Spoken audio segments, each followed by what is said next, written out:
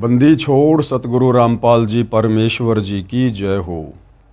परम पिता परमात्मा सारी सृष्टि के रचनहार कुल मालिक असंख्य ब्रह्मांडों के स्वामी जगत गुरु तीनों लोकों में प्रवेश करके सबका धारण पोषण करने वाले राजाधिराज आत्माधार नाथों के नाथ देवों के देव महादेव सर्वेश्वर महेश्वर मृत्युंजय अजरो अमर आदि अनादि सनातनी प्रभु जगत पिता जगदीश्वर श्री श्री 1008 की उपाधि के वास्तविक अधिकारी अकाल मूर्त शब्द स्वरूपी राम वासुदेव सर्वगतम ब्रह्म परम पूज्य प्रथम पूज्य परम संत परम पुरुष परम धनी परम दयालु सत्य कबीर हक्का कबीर अल्लाहु कबीर अल्लाहु अकबर बाखबर अल्लाह ताला जगत के तारणहार जगत के मुक्तिदाता जगत के जगन्नाथ हारे के सहारे हिंदुओं के राम मुसलमानों के अल्लाह सिखों के वाहिगुरु ईसाइयों के मसीह दया के सागर दया निधि करुणा के सागर करुणा निधि स्वयंभू परिभू संकट मोचन कष्ट हरण मंगल करण दुख भंजन अविगत कबीर निर्विकार निर्विषम परमात्मा अलय अलेख सतगुरु आदि अनादि सतगुरु असली मर्यादा पुरुषोत्तम असली राम असली कृष्ण असली घनश्याम असली मुरारी राजाओं के राजा महाराजाओं के महाराजा शहंशाहों के शहंशाह सम्राटों के सम्राट भगवानों के भगवान अल्लाहों के अल्लाह प्रभुओं के प्रभु मसीहाओं के मसीह सच्चे वाहिगुरु बाबाओं के बाबा पीरों के पीर सेठों के सेठ जगत सेठ सावड़सा सेठ सर्वगुण संपन्न अनंत कोटि कलाओं के स्वामी अनंत कोटि ब्रह्मांडों के नायक योगियों में महायोगी ध्यानियों में महाध्यानी सिद्धों में परम सिद्ध ज्ञानियों में तत्व ज्ञानी ब्रह्म ज्ञानी महाज्ञानी परम ज्ञानी सर्वश्रेष्ठ ज्ञानी विज्ञानी युवा कबीर समर्थ कबीर असमवात अमित ओजा सच्चे रहनुमा करीम अल्लाह सुभान अल्लाह दुनिया के अंतिम पैगंबर 8 सितंबर 1951 से गांव धनाना जिला सोनीपत हरियाणा भारतवर्ष की पावन भूमि पे प्रकट रियल कल्कि भगवान श्री नारायण साकार हरि श्री बाबा साहेब नूर अनंत परमात्मा सच्चे दरवेश सच्चे बाखबर संत श्रोमणी सतगुरु रामपाल जी परमेश्वर जी के चरण कमल में साध संगति से जुड़े हुए देश विदेश से आप और हम सभी सत्सेवक भाई बहनों का अनंत कोटि दंडवत प्रणाम। सत्साई भाई और बहनों, बहुत बड़ी दया बहुत बड़ी मेहर पूज्य गुरुदेव भगवान की परमेश्वर रामपाल जी की जिनके शुभ आशीर्वाद से विशेष आशीर्वाद से उन्हीं के कर कमल से लिखित पवित्र पुस्तक हिंदू साहिबान नहीं समझे गीता वेद पुराण इस पवित्र पुस्तक के ऊपर वीडियो बनाने की श्रृंखला जारी है। प्रत्येक वीडियो में विशेषकर हिंदू समाज से जुड़े भाई बहनों को अध्यात्म के विषय में बहुत कुछ जानने सीखने और समझने को मिल रहा है। तो अभी तक जितने भी वीडियो बन चुके हैं, यदि आपने पहली बार ये वीडियो देखा है या देख रहे हैं तो आप जियों से गुजारिश है कि इस पवित्र पुस्तक के निष्कर्ष तक पहुंचने के लिए आप जी ने इस पुस्तक की भूमिका से सारे वीडियो देखने पड़ेंगे। आपने भाग 1 से वीडियो देखने का प्रयास करना है, तभी आप आगे की बातों को समझ पाएंगे। तो भाई और बहनों, पिछले वीडियो में पूज्य गुरुदेव भगवान ने हमें इन पुराणों के विषय में बताया समझाया, साथ में सतयुग से लेकर त्रेता द्वापर ये जितने भी साधु संत महात्मा ऋषिजन थे जिनके बड़े बड़े नाम थे बड़ी बड़ी महिमा थी, जिनकी हम कथाएं सुना करते थे कि फला फला ऋषि ने 7 समुद्रों का पानी पी लिया, वशिष्ठ ऋषि ने ये चमत्कार कर दिया, विश्वामित्र ने ऐसा कारनामा कर दिया, दुर्वासा ऋषि ने अपने एक वचन से 56 करोड़ यादुओं का नाश कर दिया और हम इनको बहुत बड़े सूरमा माना करते थे, सूरमा समझा करते थे। जबकि अब पूज्य गुरुदेव भगवान ने आकर अपने सत्संगों में और हिंदू साहिबान नहीं समझे गीता वेद पुराण इस पवित्र पुस्तक में हमें इनकी जड़ बताई कि इन साधु संत महात्माओं को ऋषियों को श्री रामचंद्र जी के गुरु वशिष्ठ जैसों को विश्वामित्र जैसों को श्री कृष्ण जी के गुरु दुर्वासा जैसे ऋषियों को वेदों के बारे में गीता के बारे में या अध्यात्म के बारे में कै ख गय का भी ज्ञान नहीं था। वेदों का हवाला देकर ये लोग केवल उआ बाई बका करते थे। और उस समय इस ब्राह्मण वर्ग को ही शिक्षा ग्रहण करने का अधिकार था, आम जन को शिक्षा ग्रहण करने का अधिकार नहीं था, जिसके चलते आम जन इन शास्त्रों में क्या लिखा हुआ है अध्यात्म के विषय में हम नहीं जान पाते थे। और जैसा भी ये हमारे धर्मगुरु, धर्म के मार्गदर्शक, ऋषि मुनि हमें बता दिया करते थे, हम लोग इनको परम विद्वान मानकर, संस्कृत के ज्ञाता मानकर, वेदों के मर्मज्ञ मानकर इनकी बातों पर विश्वास कर लिया करते थे। तो भाई और बहनों, अब जाकर इस कलयुग की बिचली पीढ़ी में स्वयं परम अक्षर ब्रह्म ने सतलोक से चलकर पृथ्वी पर तत्वदर्शी संत के रूप में सन 1994 से ये सारे धर्मशास्त्र दिखा दिखाकर, इन ऋषि महर्षियों की जीवनी दिखा दिखाकर इनकी आध्यात्मिक पोल पट्टी खोली है। तब जाकर हमें विश्वास हुआ है कि वास्तव में हमारे इन सनातनी ऋषि मुनियों को वेदों का ज्ञान नहीं था, सनातन का ज्ञान नहीं था। तो इस पुस्तक में अब आगे प्रश्नोत्तरी के माध्यम से सवाल किया जा रहा है कि ये पुराण क्या हैं, कैसे बने, और इन पुराणों में क्या वेदों के अनुसार ज्ञान नहीं है? और हमारे जो बड़े बड़े महापुरुष हुए हैं, जिन्होंने पुराणों की रचना की हैं, जिनकी कथाएं इन पुराणों में हम पढ़ते हैं, क्या इनको भी वेदों का ज्ञान नहीं था? तो पूज्य गुरुदेव भगवान कह रहे हैं कि इनको तो कै ख गय का भी ज्ञान नहीं था। तो भाई और बहनों, अब हम आगे बढ़ते हैं यथार्थता को समझने के लिए। प्रश्न नंबर 14, क्या पुराण शास्त्र नहीं है?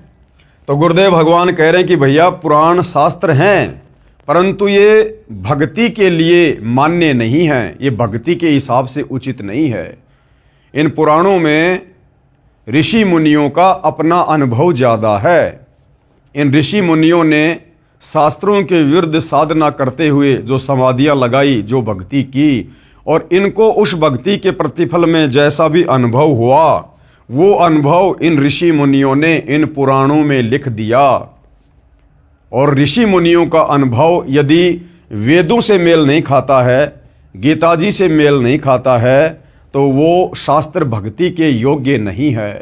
अब हम आगे इन्हीं पुराणों से और उन्हीं बड़े बड़े ऋषि मुनियों की, संतों की जो कथाएं लिखी हुई हैं, उन कथाओं से निष्कर्ष निकालेंगे कि इन बड़े बड़े ऋषि मुनियों का आचरण क्या था, इनका चरित्र क्या था, इनकी रहनी करनी क्या थी। क्या इनके जीवन चरित्र को देखकर, पढ़कर हम कभी भगत बन सकते हैं?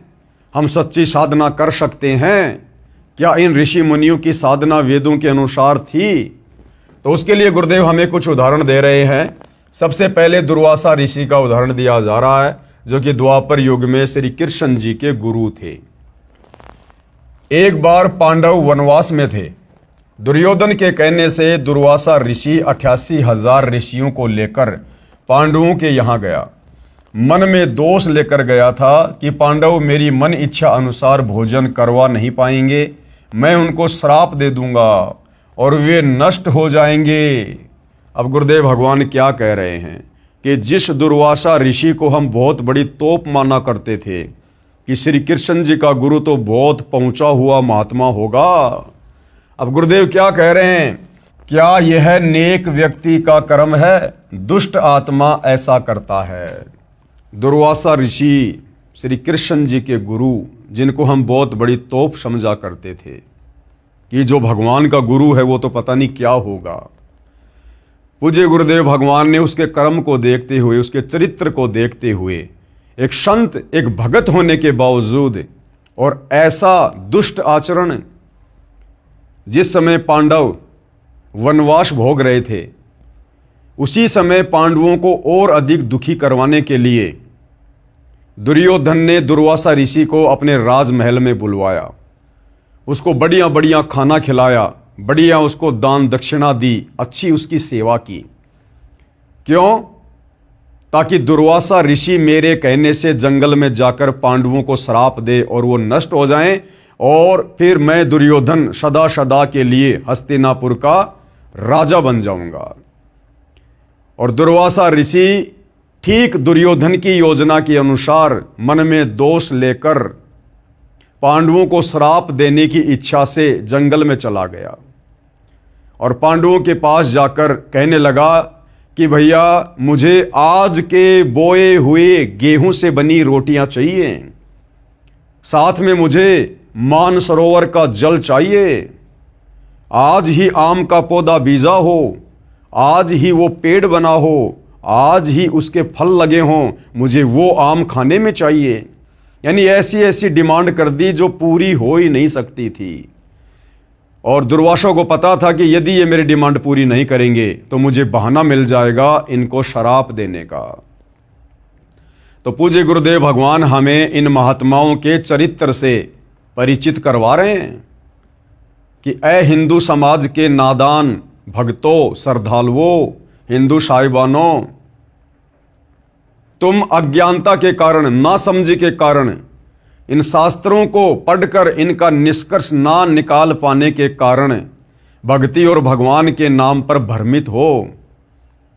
इन हमारे ज्ञानहीन धर्म गुरुओं ने जैसा हमारे को मन में आया वैसा ही भक्ति मार्ग पर चलाया और हमें शास्त्र विधि त्याग कर मनमाने आचरण पर लगा दिया और हमें इन पुराणों से मीठी मीठी कथा कहानियां सुनाकर ये अपनी रोजी रोटी का धंधा बनाए हुए थे।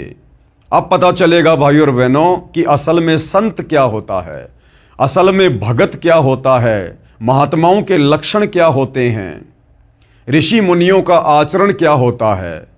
तो द्वापर युग में श्री कृष्ण जी के धर्म गुरु ऋषि दुर्वासा, जिनकी महिमा पूरे संसार में अब पता चल रहा है, परम अक्षर ब्रह्म तत्वदर्शी संत सतगुरु रामपाल जी के माध्यम से।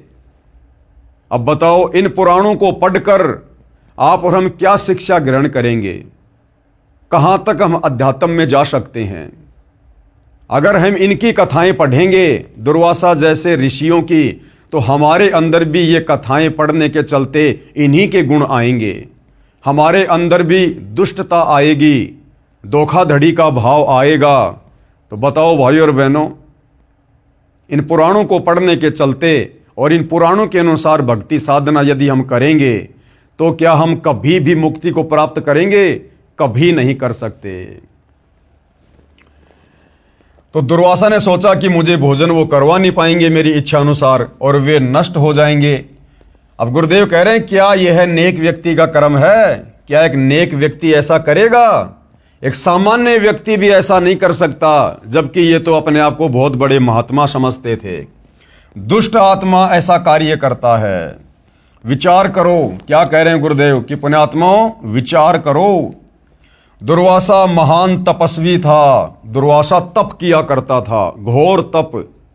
तप के कारण उसके अंदर सिद्धियां आ जाती थी और सिद्धियों का नाजायज फायदा उठाते हुए किसी को आशीर्वाद देकर लाभ दे देता था तो किसी के ऊपर नाराज होकर उसको श्राप दे दिया करता था, जिस कारण से डरता हुआ समाज इनके आगे नतमस्तक रहता था। समाज इन लोगों की इज्जत इनके गुणों के चलते नहीं करता था, इनकी भक्ति के चलते नहीं करता था, इनके अच्छे आचरण के चलते नहीं करता था। इन लोगों से डरते हुए ये राजा लोग और आम जन इनका आदर सत्कार किया करते थे कि कहीं ये महात्मा गुस्से में आकर हमें कोई शराप ना दे दे और हमारा सत्यानाश ना हो जाए। दुर्वासा महान तपस्वी था, जबकि भाई और बहनों ये पवित्र गीता जी तप करने को मना कर रही है कि जो व्यक्ति घोर तप करते हैं, मन कल्पित घोर तप करते हैं, वो इस शरीर में विराजमान देवी देवताओं को और मुझ गीता ज्ञान दाता को भी दुखी करते हैं। तो ये दुर्वासा तो वेदों के विरुद्ध साधना किया करता था, वेदों के विरुद्ध। दुर्वासा महान तपस्वी था। उस घोर तप करने वाले पापाचारी नराधम ने क्या जुल्म करने की ठानी। दुर्वासा को गुरुदेव ने उसके आचरण के चलते नराधम की संज्ञा दी है, यानी नरों में नीच, इंसानों में नीच व्यक्ति। दुखियों को और दुखी करने के मकसद से गया। वो पांडव बेचारे पहले से ही जंगल में वनवास भोग रहे थे, महादुखी थे, और दुर्योधन के कहने से वो दुर्वासा उन पांडवों को जो पहले से दुखी थे उनको और अधिक दुखी करने के मकसद से चला गया। तो बताओ ऐसा आदमी नराधम नहीं होगा, पापाचारी नहीं होगा, दुष्ट आत्मा नहीं होगा तो और क्या होगा? क्या ये राक्षसी कर्म नहीं था? क्योंकि राक्षस ही दूसरों को बेवजह दुखी किया करते थे। क्या यह क्रूर कर्मी नराधाम नहीं था? आगे क्या कह रहे हैं गुरुदेव? इसी दुर्वासा ऋषि ने बच्चों के मजाक करने से क्रोधवश यादवों को श्राप दे दिया। एक बार क्या हुआ, श्री कृष्ण जी का बेटा प्रद्युम्न अपने कुछ साथियों के साथ में दुर्वासा ऋषि की परीक्षा लेने के लिए, कि सुना है दुर्वासा ऋषि बड़ा तपस्वी है, बड़ा अंतर्यामी है, तीनों लोकों की जानता है। तो श्री कृष्ण जी के पुत्र प्रद्युम्न ने अपने पेट के ऊपर एक जो कढ़ाई होती है उसको बांध लिया, उसके ऊपर कुछ कपड़े वगैरह बांध लिए और औरतों के कपड़े पहन लिए, और बाकी जो उसके साथी थे वो उसके साथ में गए।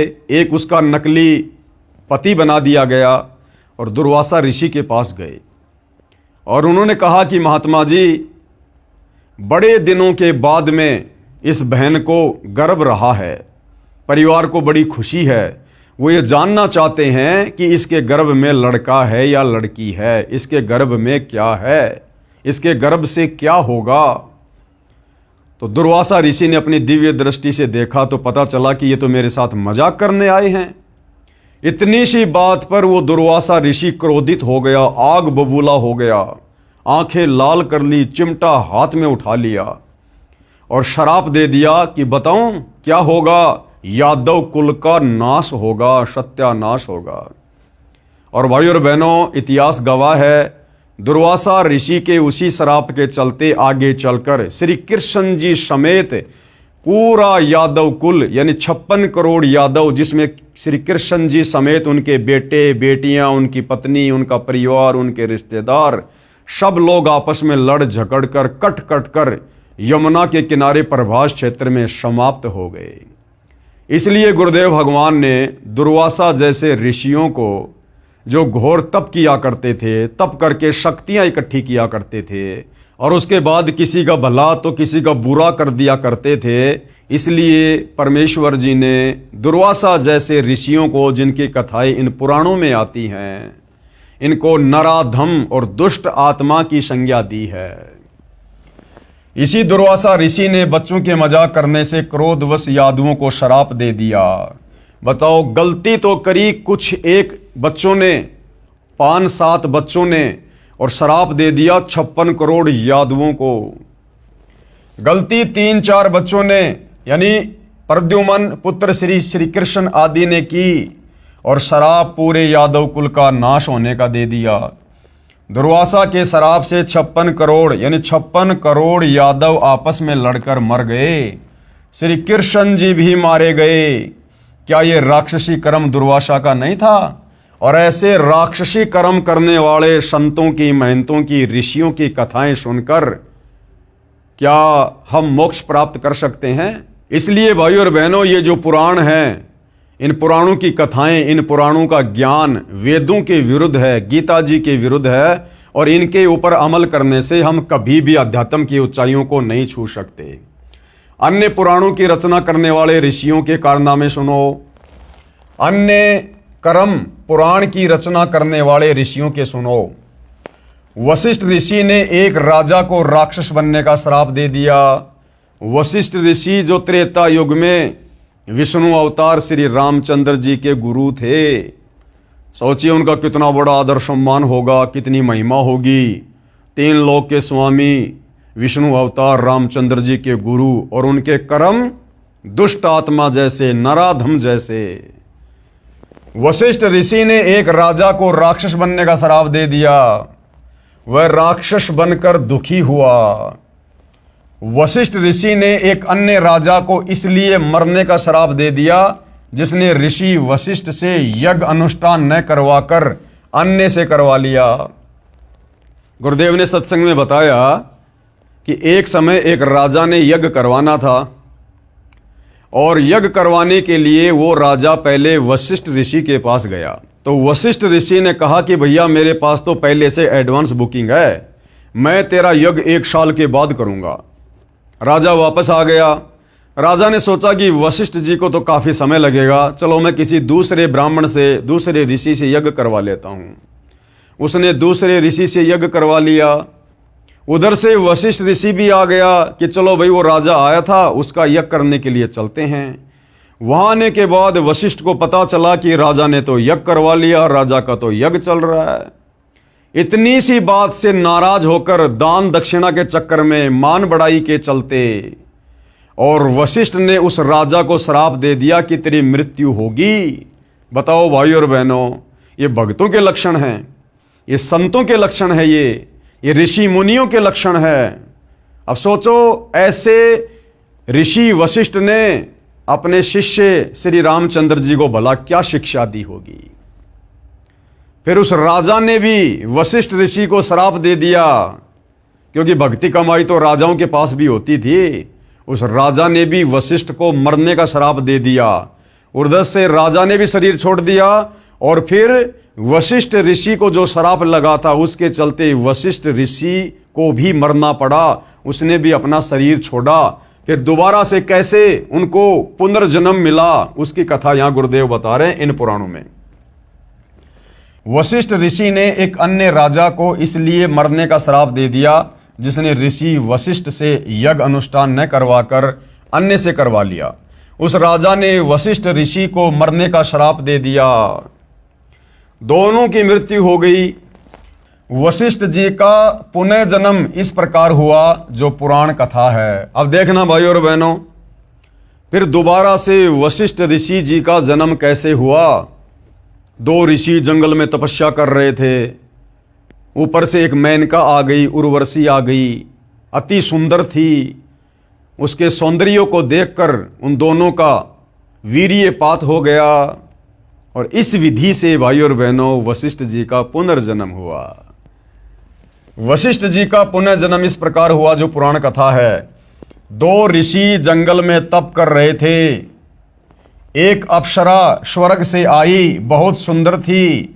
उसे देखने मात्र से दोनों ऋषियों का वीर्य संकलन यानी वीर्यपात हो गया। अब ये थे भाई और बहनों हमारे ऋषि महात्मा। ये दो ऋषि जो जंगल में तपस्या कर रहे थे। ऋषि यानी भगत, साधक। और क्यों गए थे वो जंगल में अपना घर परिवार छोड़कर? भगवान प्राप्त करने के लिए, साधु बनने के लिए, भक्ति करने के लिए। और वहां जाने के बाद फिर क्या हुआ? बन गए फिर वो भगत। दो ऋषि जंगल में तप कर रहे थे। एक अप्सरा स्वर्ग से आई, बहुत सुंदर थी। उसे देखने मात्र से दोनों ऋषियों का वीर्य संकलन यानी वीर्यपात हो गया। दोनों ने बारी बारी जाकर झोपड़ी में रखे खाली घड़े में वीर्य छोड़ दिया। उससे एक तो वशिष्ठ ऋषि वाली आत्मा का पुनर्जन्म हुआ, नाम वशिष्ठ ही रखा गया। दूसरे का कुंभज ऋषि नाम रखा जो अगस्त ऋषि कहलाया। अब देख लो भाई और बहनों, वशिष्ठ ऋषि और अगस्त ऋषि जिसने एक घूंट में 7 समुद्र पी लिए थे। इस प्रकार से इनकी उत्पत्ति हुई है। यानी इनके जो पैदा करने वाले थे उन दोनों ऋषियों का क्या चरित्र था। अब उनमें से कुछ गुण तो वशिष्ठ और अगस्त में भी आएंगे ना। तो इस प्रकार से फिर इनका पुनर्जन्म हुआ। ये कथाएं भाई और बहनों हम इन पुराणों में पढ़ा करते थे। ये काम सूत्र की कथाएं ज्यादा और भक्ति की कम। विश्वामित्र ऋषि के कर्म, और विश्वामित्र जो सतयुग में हुए थे, विश्वामित्र उसके विषय में कहा जाता है कि उससे बड़ा कोई तपस्वी नहीं था। स्वर्ग के देवता भी उससे डरा करते थे, घबराया करते थे। उस विश्वामित्र ऋषि के क्या कर्म थे, उस भगत के क्या कर्म थे। क्या इन साधु संतों के आचरणों को फॉलो करके हम कभी भी भक्ति मार्ग में सफल हो सकते हैं? हमने यही निष्कर्ष निकालना है भाई और बहनों कि ये जितने भी साधु संत महात्मा थे, क्या इनकी साधना वेदों के अनुसार थी? क्या इनकी भक्ति क्रिया वेदों के अनुसार थी? इन सब ने तप किए, घोर तप किए, मनमाना आचरण किया, वेद विरुद्ध साधना की, जो आज गीता जी बिल्कुल मना कर रही है। तो गीता और वेदों के विरुद्ध जंगलों में जाकर तप करने वाले भला काहे के भगत, काहे के साधक? तो विचार करने की बात यह है, जब इन बड़े बड़े तपस्वियों ने, ऋषियों ने वेद विरुद्ध साधना की तो भला इनकी मुक्ति कैसे हुई होगी? और मुक्ति नहीं हुई तो फिर इनको 84 लाख योनियों में भी जाना पड़ा। गधे कुत्ते सूअर के शरीर भी भोगने पड़े, इनको नरक भी भोगना पड़ा। विश्वामित्र ऋषि के कर्म। राज त्याग कर जंगल में गया, घोर तप किया। बताओ किसने शिक्षा दे दी कि भैया जंगल में भक्ति होती है? राज्य त्याग कर जंगल में चला गया भक्ति करने के लिए, और फिर वहां भक्ति नहीं करी, फिर बकवादों में लग गया। बकवादों में फिर किस लिए गया था भाई जंगल में? राज त्याग कर जंगल में गया। अब देखो भाइयों और बहनों, गीता जी तो साफ साफ कह रही है कि अर्जुन कर्म योगी बनकर भक्ति कर। कर्म योगी का मतलब होता है अपना काम भी कर और अपनी भक्ति भी कर। और गीता जी कह रही है कि कर्म सन्यासी बनकर जो भक्ति करेगा उसकी भक्ति कभी सफल नहीं होगी। कर्म सन्यासी यानी कार्य करना नहीं और भक्ति करने के लिए जंगलों में चला गया। तो गीता जी कह रही है कि कर्म सन्यासी से कर्म योगी बेहतर है। कर्म योगी यानी काम करते करते भक्ति करने वाले की भक्ति सफल होती है। तो राज त्याग कर जंगल में जाना ये वेद विरुद्ध है, गीता विरुद्ध है। जंगल में भगवान कोई पेड़ के थोड़ी बंधा हुआ है जो जाते खोल के ले आएगा। घोर तप किया। अब गीता जी तप करने के लिए भी मना कर रही है। गीता ज्ञान देने वाला ब्रह्म साफ साफ कह रहा कि तप करने वाले तो मुझे भी दुखी करते हैं, उनको तो मैं आसुरी योनियों में डालता हूं और नरक में डालता हूं उनको। तो क्या साधना की थी भाई और बहनों हमारे इन ऋषियों ने, जिनका आज तक हम आध्यात्मिक नादानी के चलते गुणगान कर रहे हैं और सिद्धियां प्राप्त की। वशिष्ठ ऋषि ने उसे राज ऋषि कहा। यानी विश्वामित्र जी राज त्याग कर जंगल में चले गए, घोर तप किया, सिद्धियां प्राप्त की। उसके बाद में वशिष्ठ ऋषि ने उसे राज ऋषि कहा। उसको ब्रह्म ऋषि नहीं कहा, उसको राज ऋषि कहा, क्योंकि विश्वामित्र राजाओं के दरबार में जाया करता था, वो महिमा का भूखा था। तो वशिष्ठ ऋषि ने उसे राज ऋषि कहा। उससे शुभ यानी क्रोधित होकर वशिष्ठ जी के 100 पुत्रों को मार दिया। वशिष्ठ ने विश्वामित्र को राज ऋषि कहकर संबोधित किया तो विश्वामित्र ने गुस्से में आकर वशिष्ठ ऋषि के 100 पुत्रों की हत्या कर दी। अब बताओ ये भक्तों के लक्षण हैं? ये ऋषि मुनियों के लक्षण है क्या ये मर्डर करना? अरे ये काम तो गैंगस्टर करते हैं, गुंडे लोग करते हैं, और हम इनको बहुत बड़े भगत ऋषि मानकर इनकी महिमा किया करते थे। वशिष्ठ जी के 100 पुत्रों को मार दिया। जब वशिष्ठ ऋषि ने उसे ब्रह्म ऋषि कहा तो खुश हुआ, और जब उसको ब्रह्म ऋषि कह दिया एक समय तो विश्वामित्र बड़ा प्रसन्न हुआ। ये तो वही बात हो गई, यदि हम कुत्ते को रोटी डालेंगे तो पूंछ हिलाएगा, और उसको जरा सा हम उसको कहेंगे हट तो तुरंत वो भौंकेगा। तो ये आचरण था भाइयों और बहनों हमारे इन बड़े बड़े ऋषि मुनियों का। जब वशिष्ठ ऋषि ने उसे ब्रह्म ऋषि कहा तो खुश हुआ, क्योंकि विश्वामित्र राज ऋषि कहने से अपना अपमान मानता था और ब्रह्म ऋषि कहलाना चाहता था, यानी मान बढ़ाई की भूख थी। अब क्या कह रहे हैं गुरुदेव, हमें क्या समझाना चाह रहे हैं भाइयों और बहनों? विचार करो, क्या ये राक्षसी कर्म नहीं है? भगत होने के बावजूद विश्वामित्र ने वशिष्ठ ऋषि के 100 पुत्रों की हत्या कर दी। क्या ये राक्षसी कर्म नहीं है? क्या ये असुरों जैसे कर्म नहीं है? इसलिए गुरुदेव इनको नराधम दुष्ट आत्माओं की संज्ञा देते हैं। ऐसे ऐसे ऋषियों की रचनाएं हैं 18 पुराण में। अब सोचो, ऐसे ऋषियों की ऐसी घटनाएं, इनकी ऐसी कहानियां पढ़कर हमें क्या शिक्षा मिलेगी? हम भी वही कर्म करेंगे, हमारे अंदर भी उसी प्रकार से मान बढ़ाई पैदा होगी जो इनमें भरी पड़ी थी। तो बताओ, इन पुराणों को पढ़कर, इन पुराणों की ये कथाएं पढ़कर हम कैसे अध्यात्म की ओर आगे बढ़ सकते हैं? एक समय ऋषि विश्वामित्र जंगल में कुटिया में बैठा था। एक मेनका नामक उर्वशी स्वर्ग से आकर कुटिया के पास घूम रही थी। अब देखना, राज्य त्याग कर विश्वामित्र जी जंगल में गए तपस्या करने, साधना करने, भगवान पाने के लिए, परमात्मा पाने के लिए। और जब विश्वामित्र जंगल में अपनी कुटिया में बैठा था तो एक मेनका नामक उर्वशी स्वर्ग से आकर कुटिया के पास घूम रही थी। क्योंकि भाई और बहनों, जो देवताओं का राजा इंद्र है उसको एक हिदायत दी जाती है जब उसको इंद्र की वो पदवी दी जाती है। उसको सूचित कर दिया जाता कि भैया यदि पृथ्वी पर इंद्र की गद्दी प्राप्त करने योग्य किसी ने तप कर लिया, भक्ति साधना कर ली, हवन यज्ञ कर लिए, तो उसी समय तेरे को इंद्र की गद्दी से नीचे उतारा जाएगा और उसको इंद्र की गद्दी सौंपी जाएगी। उस व्यक्ति को, उस साधक को इंद्र की गद्दी पर बैठा दिया जाएगा। तो इंद्र को हमेशा चिंता रहती है कि इंद्र की गद्दी प्राप्त करने योग्य कोई तप ना कर ले, कोई तपस्या ना कर ले, कोई भक्ति ना कर ले। तो वो अपने हलकारों को, अपने एजेंटों को इस पृथ्वी पर गुप्त रूप में इस प्रकार की जानकारी इकट्ठा करने के मकसद से और उन तपस्वियों के तप को खंडित करवाने की दृष्टि से भेजता रहता है।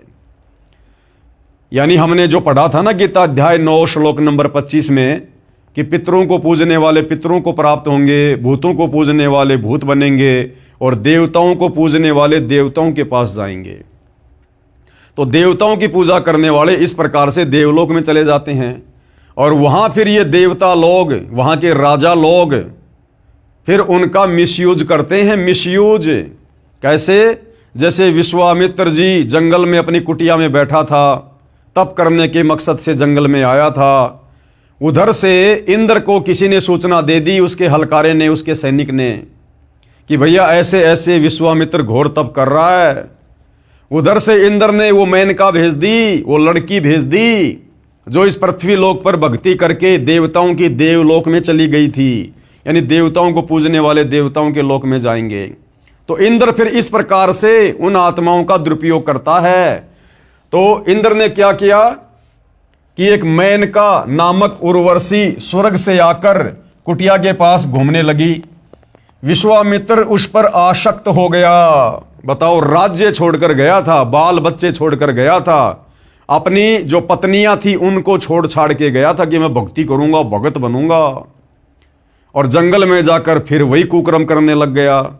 उस मेनका की सुंदरता को देखकर उसके ऊपर आसक्त हो गया और उससे शारीरिक संबंध बनाए।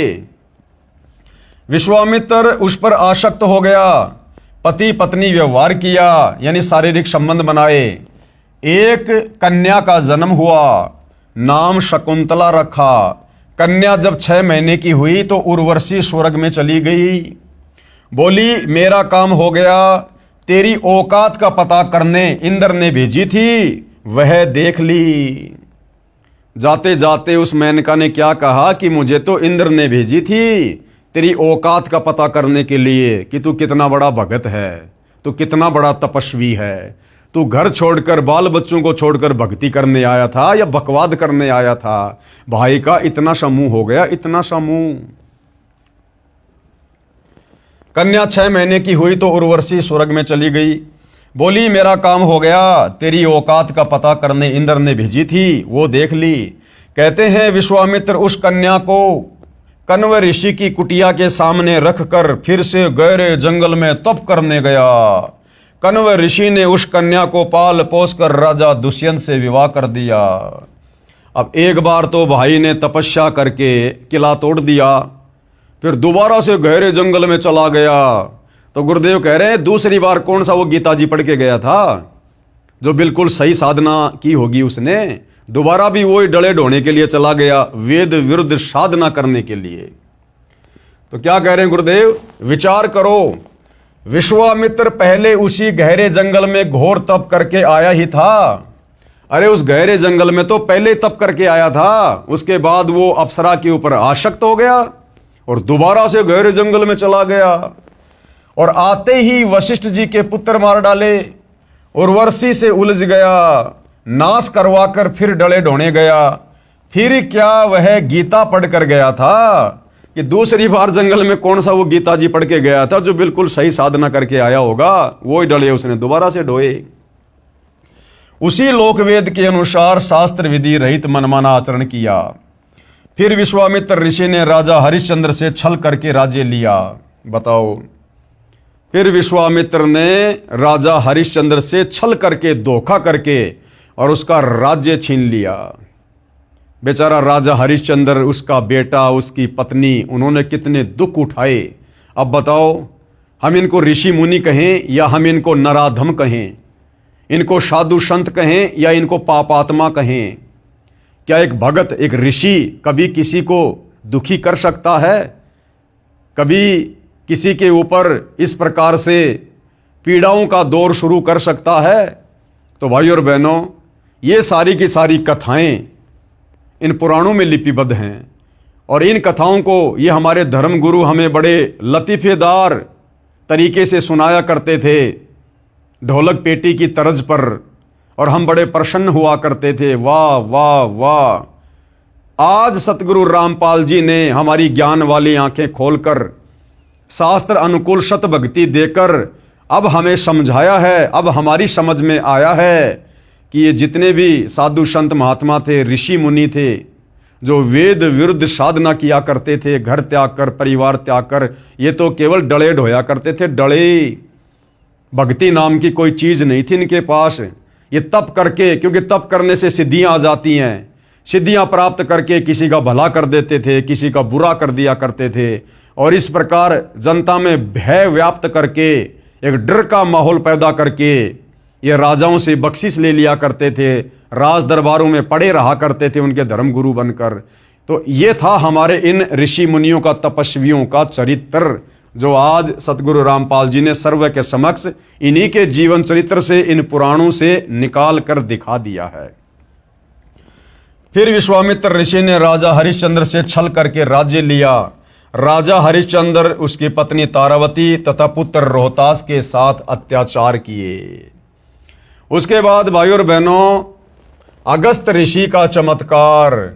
अगस्त ऋषि और वशिष्ठ ऋषि किस प्रकार से पुनर्जन्म को प्राप्त हुए थे, आपने पढ़ लिया होगा। तो अगस्त ऋषि ने फिर क्या चमत्कार किया और उसकी महिमा बन गई। एक अगस्त ऋषि हुआ है जो कुंभज से जन्मा था, कुंभज से। उसने तप करके सिद्धियां प्राप्त की। अगस्त ऋषि ने भी तप किया, और तप करना वेदों के विरुद्ध है, गीता जी के विरुद्ध है, और जो व्यक्ति गीता और वेदों के विरुद्ध साधना करेगा उसका मोक्ष नहीं, उसकी मुक्ति नहीं, उसका जन्म मरण का झंझट समाप्त नहीं हो सकता। वो लक 84 में धक्के खाएगा ही खाएगा। तो अगस्त ऋषि, जिसकी इतनी बड़ी महिमा थी, वो भी वेद विरुद्ध साधना किया करता था।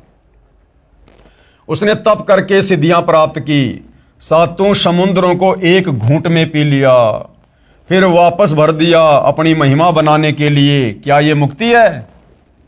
ऐसे ऐसे ऋषियों की अपनी विचारधारा इन पुराणों में है। पुराणों में जो ज्ञान वेदों व गीता से मेल नहीं करता, वह लोक वेद है, यानी सुनी सुनाई बात है, उसे त्याग देना चाहिए, छोड़ देना चाहिए। इन ऋषियों से प्राप्त लोक वेद को वर्तमान पवित्र हिंदू धर्म के वर्तमान धर्म प्रचारक, गीता मनीषी, आचार्य तथा शंकराचार्य व महामंडलेश्वर प्रचार कर रहे हैं। इस कूड़े ज्ञान को, इस अज्ञान को, जो कि वेद विरुद्ध है, गीता जी के विरुद्ध है, मुक्ति मार्ग के विरुद्ध है, ये हमारे वर्तमान के तमाम आचार्य, शंकराचार्य, धर्म गुरु, मंडलेश्वर प्रचार करते हुए फिर रहे हैं। तो विचार करो भाइयों और बहनों, फिर हमारे वर्तमान के धर्म गुरुओं को, आचार्य और शंकराचार्यों को भला कहां से मुक्ति का ज्ञान प्राप्त है? अरे जो हमारे वर्तमान के धर्म गुरु वेद विरुद्ध साधना करने वाले, इन ऋषि मुनियों की कथाओं से युक्त इन पुराणों का प्रचार प्रसार करते फिर रहे हैं, तो उन वर्तमान के धर्म गुरुओं को भला फिर कहां ज्ञान है जो उनके अनुसार भक्ति साधना करके हम लोग मुक्ति प्राप्त कर लेंगे। इन ऋषियों से प्राप्त लोक वेद को वर्तमान पवित्र हिंदू धर्म के वर्तमान धर्म प्रचारक, गीता मनीषी, आचार्य तथा शंकराचार्य व महामंडलेश्वर प्रचार कर रहे हैं, तथा हिंदू धर्म के अनुयायी यानी हिंदू उसी अज्ञान को ढो रहे हैं जो गीता में मनमाना आचरण बताया है, अर्थात व्यर्थ साधना कही है। अब पुनः उसी विषय पर चर्चा करता हूं कि हिंदू साहिबान नहीं समझे निर्मल गीता ज्ञान। यानी अब तो धीरे धीरे हिंदू समाज से जुड़े भाई बहनों को ये बात समझ में आ जानी चाहिए कि आज से पहले हमारे पूर्वज, हमारे धर्म गुरु क्या भक्ति साधना किया करते थे, और उस वेद विरुद्ध भक्ति साधना करने के चलते उनकी क्या गति हुई होगी या दुर्गति हुई होगी। तो गुरुदेव कह रहे हैं कि अब पुनः उसी विषय पर चर्चा करता हूं कि हिंदू साहिबान यानी हिंदू धर्म से जुड़े भाई बहन, नहीं समझे निर्मल गीता ज्ञान, इस गीता के ज्ञान को समझ नहीं पाए। प्रश्न नंबर 15, हिंदू पक्ष। भक्ति व धर्म कर्म तो लगभग सब करते हैं, आप तथा आपके अनुयायी ही नहीं करते। यानी किसी ने सवाल किया हिंदू धर्म की ओर से सतगुरु रामपाल जी से कि भक्ति व धर्म कर्म तो लगभग सब करते हैं, आप कौन सतगुरु रामपाल जी, और आपके अनुयायी ही नहीं करते। आप कहना क्या चाहते हैं? आपकी बातों से लग रहा है कि आपके अतिरिक्त कोई ठीक से भक्ति नहीं करते। तो गुरुदेव ने क्या उत्तर दिया? यह सही है कि जो आप कह रहे हैं ना, ये बिल्कुल सत्य बात है। दास रामपाल दास यही कहता है कि विश्व में कोई भी गुरु मेरे अतिरिक्त शास्त्रोक्त साधना न तो स्वयं करता है और न ही अपने अनुयायियों से करवाता है। ये परम सत्य है, क्योंकि उनको अपने अपने शास्त्रों का ज्ञान ही नहीं है। किनको? हिंदू धर्म गुरुओं को। उनको अपने अपने शास्त्रों का यानी गीता और वेदों का ज्ञान ही नहीं है। आप निम्न बातें नोट करो और बताओ। प्रश्न नंबर 16, क्या आप बता सकते हैं गीता अध्याय 18 श्लोक 62 में गीता बोलने वाले प्रभु ने अपने से अन्य किस परमेश्वर की शरण में जाने को कहा है?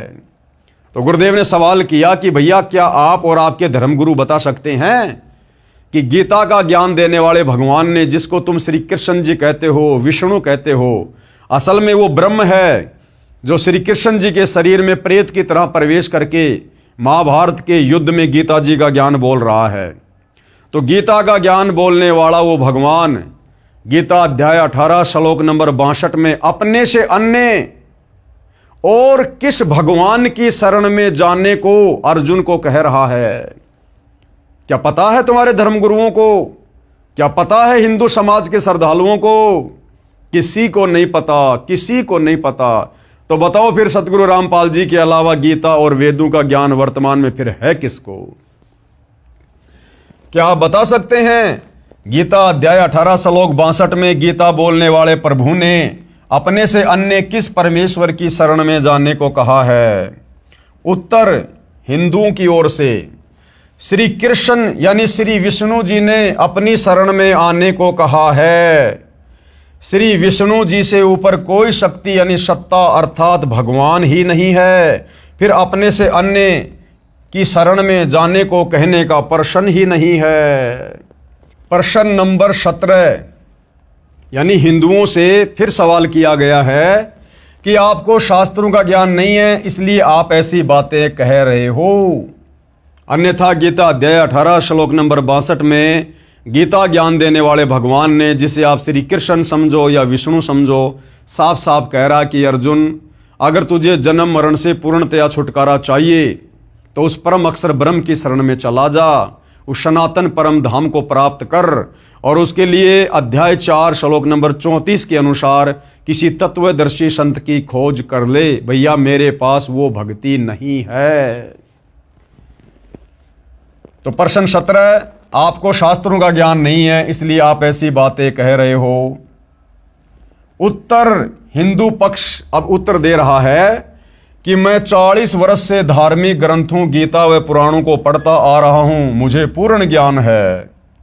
प्रश्न 18 हिंदू पक्ष की ओर से, प्रमाण दिखाओ जो बातें आप कह रहे हो कि श्री विष्णु जी से ऊपर श्री देवी जी व उससे ऊपर काल ब्रह्म है, काल ब्रह्म से ऊपर परम अक्षर ब्रह्म है। तो उत्तर दे रहे हैं गुरुदेव भगवान, आप झूठ कह रहे हो कि श्री विष्णु जी से ऊपर कोई परमात्मा यानी शक्ति नहीं है। गुरुदेव भगवान कह रहे हैं कि हे नादान, श्री विष्णु जी से ऊपर तो बहुत शक्तियां हैं। अब ये प्रमाण करके दिखाएंगे गुरुदेव भगवान हिंदू शास्त्रों से। पेश है प्रमाण के लिए संक्षिप्त श्रीमद् देवी भागवत पुराण के प्रथम स्कंद के अध्याय 4 पेज नंबर 44 और 45 की फोटोकॉपी, जिसमें श्री विष्णु जी ने कहा है कि मैं देवी दुर्गा अष्टंगी की भक्ति करता हूं। जो हिंदू भाई ये कहते हैं ना कि श्री विष्णु जी से ऊपर और कोई भगवान नहीं, कोई परमात्मा नहीं है, ये अजन्मा है, अनादि है, सर्वेश्वर है, महेश्वर है, तो भैया हमारे धर्मशास्त्रों में श्रीमद् देवी भागवत पुराण प्रथम स्कंद चौथा अध्याय पेज नंबर 44 और 45 इसकी फोटो कॉपी दिखाई जा रही है भाई, जिसमें श्री विष्णु जी स्वयं स्वीकार कर रहे हैं कि मैं देवी दुर्गा से ऊपर किसी को परम शक्ति नहीं मानता। यानी मेरे से ऊपर तो देवी दुर्गा है और देवी दुर्गा से ऊपर मैं किसी को परमात्मा नहीं मानता, और मैं तो खुद देवी दुर्गा की भक्ति करता हूं। तो विष्णु जी से ऊपर तो देवी दुर्गा हो गई। फिर आगे चलकर देवी दुर्गा कह रही है कि मेरी भक्ति भी छोड़ दो, तुम ब्रह्म की भक्ति करो, ब्रह्म की भक्ति जो कि ब्रह्म लोक में रहता है, ओम उसका मंत्र है। फिर आगे चलकर गीता में वो ब्रह्म भी अध्याय 18 श्लोक नंबर 62 में मना कर रहा कि भैया अगर पूर्ण मुक्ति चाहिए तो परम अक्षर ब्रह्म की शरण में जा। तो ये है भाइयों और बहनों श्रीमद् देवी भागवत पुराण पहला स्कंद चौथा अध्याय, और इसका पेज नंबर है ये 44। ब्रह्मा जी ने पूछा, प्रभु, यानी एक बार श्री ब्रह्मा जी ने विष्णु जी से पूछा, जब विष्णु जी तपस्या कर रहे थे तो ब्रह्मा जी ने पूछा, प्रभु आप देवताओं के अध्यक्ष, जगत के स्वामी और भूत भविष्य एवं वर्तमान सभी जीवों के एकमात्र शासक हैं। अब बताओ, ब्रह्मा जी को भी अध्यात्म ज्ञान नहीं है, क्योंकि ब्रह्मा जी श्री विष्णु से ऊपर किसी को परमात्मा मान ही नहीं रहा था। और जब एक बार विष्णु जी तपस्या कर रहे थे, अब ये तपस्या करना गीता जी में मना है, वेदों में मना है। अब बताओ भाई और बहनों, आप हिंदू भाई बहनों के अनुसार यदि गीता जी का ज्ञान श्री कृष्ण उर्फ श्री विष्णु जी ने कहा है, तो भैया श्री विष्णु जी तो गीता जी में अर्जुन को तपस्या करने के लिए मना कर रहे हैं कि घोर तप करने वाले तो मुझे दुखी करते हैं, परेशान करते हैं, उनको तो मैं आसुरी योनियों में डालता हूं, भूत प्रेत और पितर की योनियों में डालता हूं। और वही तुम्हारा विष्णु तप कर रहा था जब ब्रह्मा जी उसके पास गया। तो इससे स्पष्ट होता है कि गीता जी का ज्ञान श्री विष्णु अर्थात श्री कृष्ण जी ने नहीं दिया। श्री कृष्ण और श्री विष्णु को तो पता ही नहीं गीता में बोला क्या गया है। श्री कृष्ण के शरीर में प्रेतवश प्रवेश करके इस काल ब्रह्म ने ये गीता जी का ज्ञान दिया। अन्यथा यदि श्री विष्णु जी ने ज्ञान दिया होता तो विष्णु जी तो भैया गीता में घोर तप करने के लिए मना कर रहे हैं। और यहां जब श्री ब्रह्मा जी ने देखा कि विष्णु जी तो तपस्या कर रहे हैं, तो ब्रह्मा जी को भी ज्ञान नहीं। ब्रह्मा जी श्री विष्णु जी को सबका भगवान कह रहा है कि आपसे बढ़कर और कौन भगवान है और आप किसकी प्राप्ति के लिए तपस्या कर रहे हैं। ब्रह्मा जी ने पूछा, प्रभु आप देवताओं के अध्यक्ष, जगत के स्वामी और भूत भविष्य एवं वर्तमान सभी जीवों के एकमात्र शासक हैं, यानी स्वामी हैं, भगवान हैं। भगवान फिर आप क्यों तपस्या कर रहे हैं और किस देवता की आराधना में ध्यान मग्न हैं? मुझे असीम आश्चर्य तो ये हो रहा है कि आप देवेश्वर एवं सारे संसार के शासक होते हुए भी समाधि लगाए बैठे हैं। अब गीता और वेदों में कहीं है विधान समाधि लगाने का, तपस्या करने का, जो ये विष्णु जी कर रहे हैं? तो विष्णु जी खुद वेदों के विरुद्ध साधना कर रहे हैं। इसलिए गुरुदेव भगवान कहते हैं कि ब्रह्मा विष्णु महेश को भी वेदों का ज्ञान नहीं, अगर होता तो ये डरे नहीं डोते। ब्रह्मा जी के ये विनीत वचन सुनकर भगवान श्री हरि यानी विष्णु जी उनसे कहने लगे, ब्रह्मन यानी हे ब्रह्मा जी, सावधान होकर सुनो, मैं अपने मन का विचार व्यक्त करता हूं। देवता, दानव और मानव सब यही जानते हैं कि तुम सृष्टि करते हो, मैं पालन करता हूं और शंकर संहार किया करते हैं। किंतु फिर भी वेद के पारगामी पुरुष अपनी युक्ति से ये सिद्ध करते हैं कि रचने, पालने और संहार करने की यह योग्यता जो हमें मिली है, इसकी अधिष्ठात्री शक्ति देवी है। शक्ति देवी यानी दुर्गा। अब बताओ भाई, जो हिंदू धर्म के भाई बहन सवाल कर रहे थे ऊपर कि श्री विष्णु से बढ़कर और कोई भगवान नहीं, कोई परमात्मा नहीं, साबित करो, कहां लिखा हुआ है? तो गुरुदेव भगवान ने श्री देवी भागवत पुराण प्रथम स्कंद चौथा अध्याय पेज नंबर 44 और 45 पर साबित कर दिया भाई। ये हमारे धर्मगुरु रात दिन इन पुराणों की कथाएं हमें सुनाते हैं। इन्हीं में लिखा हुआ दिखा दिया पूज्य गुरुदेव भगवान ने, सतगुरु रामपाल जी ने, कि ना तो ब्रह्मा जी को ज्ञान और ना श्री विष्णु जी को वेद ज्ञान, जो तपस्या कर रहे हैं, समाधि लगाए बैठे हैं और कह रहे हैं कि दुनिया की नजरों में तो यही है, संसार की नजरों में तो यही है कि ब्रह्मा तुम तो संसार की सृष्टि करते हो, मैं विष्णु पालन पोषण करता हूं और शंकर सबका संहार करता है। किंतु वेद के पारगामी पुरुष, यानी जिनको वेदों का कंप्लीट ज्ञान है, तत्वदर्शी संत, वो अपनी युक्ति से ये साबित करते हैं क्या? फिर भी वेद के पारगामी पुरुष अपनी युक्ति से ये सिद्ध करते हैं कि रचने, पालने और श्रृंगार करने की ये योग्यता जो हमें मिली है, इसकी अधिष्ठात्री शक्ति देवी है। क्योंकि समुद्र मंथन के दौरान इन तीनों देवताओं को यहाँ की व्यवस्था संभालने के लिए, चलाने के लिए इस काल ब्रह्म के आदेश से देवी दुर्गा ने ही शक्तियां दी थी। इसलिए भाइयों और बहनों, श्री विष्णु जी शक्ति देवी से ऊपर कह रहे हैं मैं किसी को भगवान नहीं मानता। यानी जो हिंदू भाई ये सवाल कर रहा था कि विष्णु से बढ़कर और कोई परमात्मा नहीं है, तो देख लो भाइयों और बहनों, श्री विष्णु जी तो शक्ति के अधीन होकर ये तीनों देवता ब्रह्मा विष्णु महेश अपनी माता देवी दुर्गा शक्ति देवी के अधीन होकर कार्य कर रहे हैं। यानी इनसे ऊपर तो ये देवी दुर्गा भगवान है। वे कहते हैं कि संसार की सृष्टि करने के लिए तुम में राजसी शक्ति का संचार हुआ है। यानी ब्रह्मा जी रजोगुण हैं, मुझे यानी विष्णु सात्विक शक्ति मिली है, यानी श्री विष्णु जी सतोगुण युक्त हैं, और रुद्र यानी शंकर, रुद्र में तामसी शक्ति का आविर्भाव हुआ है, यानी श्री शंकर जी तमोगुण हैं। उस शक्ति के अभाव में तुम इस संसार की सृष्टि नहीं कर सकते, मैं पालन करने में सफल नहीं हो सकता, और रुद्र यानी शंकर जी से संहार कार्य होना भी असंभव नहीं।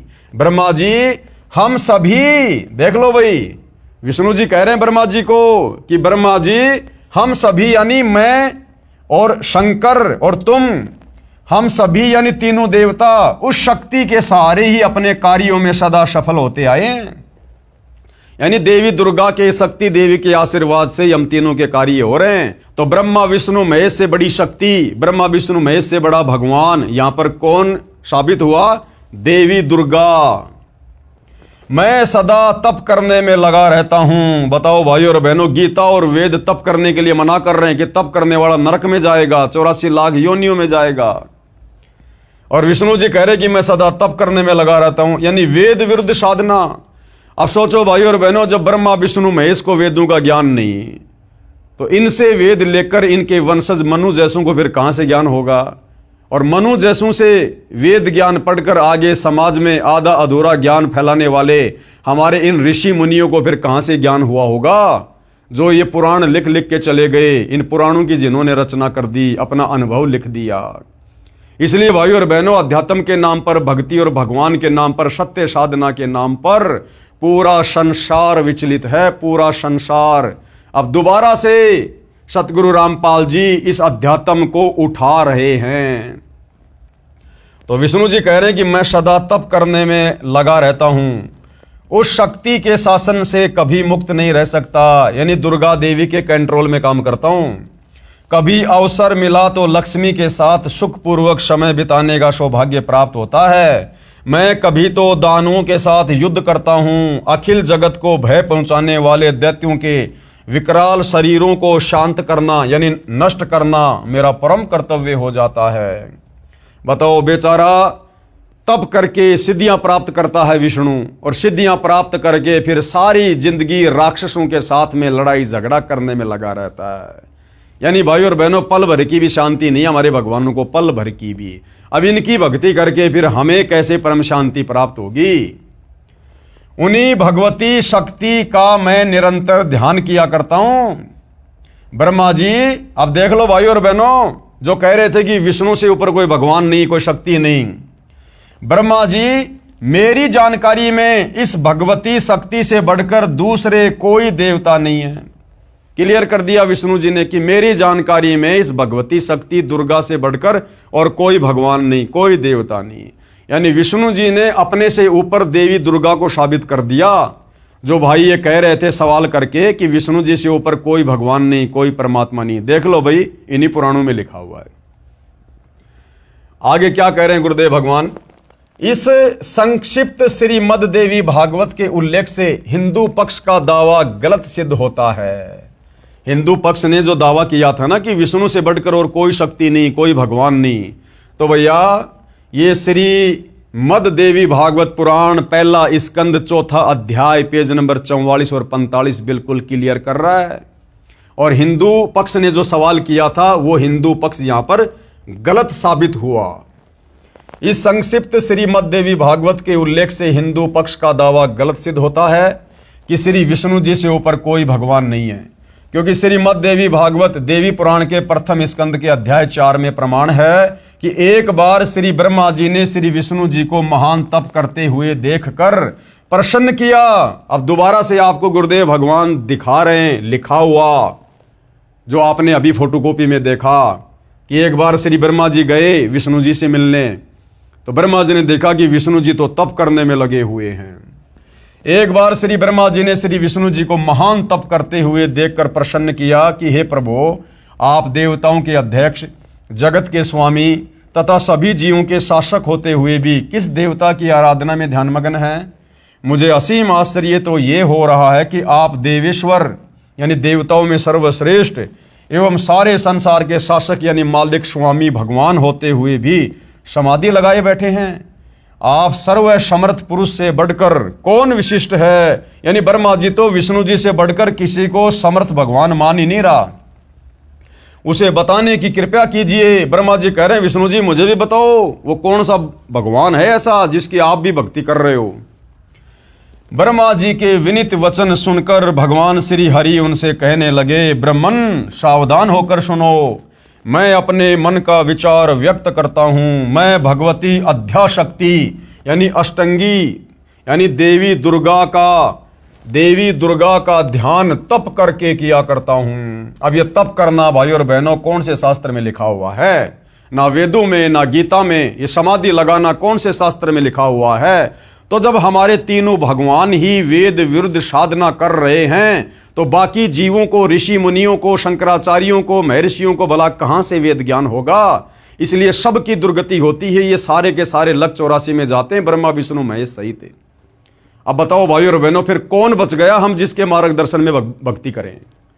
इसलिए उस परम अक्षर ब्रह्म को, सत्य पुरुष को, कबीर देव को सत्य भक्ति बताने के लिए, वेद अनुकूल, गीता अनुकूल साधना बताने के लिए और संसार से करवाने के लिए स्वयं ही धरती पर तत्वदर्शी संत के रूप में प्रकट होना पड़ता है, जो निसंदेह वर्तमान में सतगुरु रामपाल जी हैं। अन्यथा सतयुग से लेकर वर्तमान का इतिहास बता दो, यदि किसी भी हिंदू, मुस्लिम, सिख, ईसाई धर्म के धर्म गुरुओं ने इस प्रकार से अपने अनुयायियों को, अपने समाज के लोगों को, श्रद्धालुओं को ये वेद पढ़ाए हों, गीता पढ़ाई हो, इस प्रकार से अध्यात्म ज्ञान को सुलझाया हो, आज तक किसी ने नहीं सुलझाया।